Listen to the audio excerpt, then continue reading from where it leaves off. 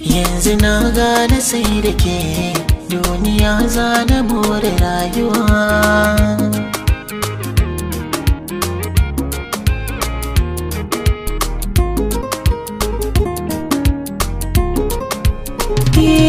Na ji so haɗuwar jini sarai, na amince akan hakan kwarai, ni da ke rayuwa idan da rai.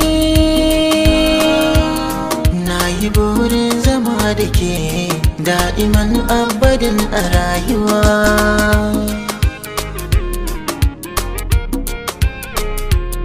Yau garin ke zamo kamar jini, ko in ce idanun gani, dukka mata basa da kwarjini.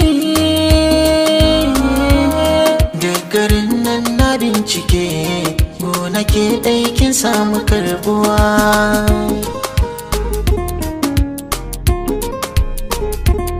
Wanda bai san kini da shi babu sauran shiri a rayuwa. Randa duk na yi gamo da shi Allahu ya san bai za ya faruwa. Ko da sun kai yawan tururuwa duk su taro su zo da yan uwa, a fagen san ki ba na kaduwa.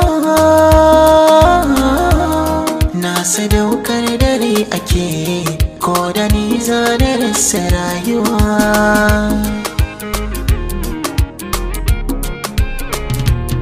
Na kira ki da sarauniyata wacce ke mulkin zuciyata, a yanzu babu wanda ya kai ni gata, tun da ke ce masoyiyata.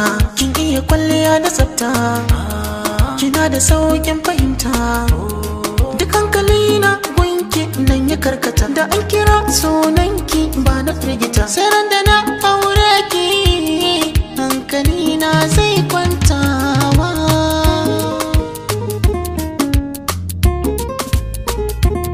Zuciyata tana ta damuwa kan tunanin rana ta rabuwa, babu makawa ko mai shakuwa.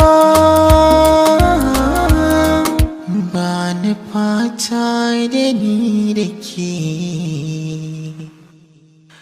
wanga rana ta zo rayuwa.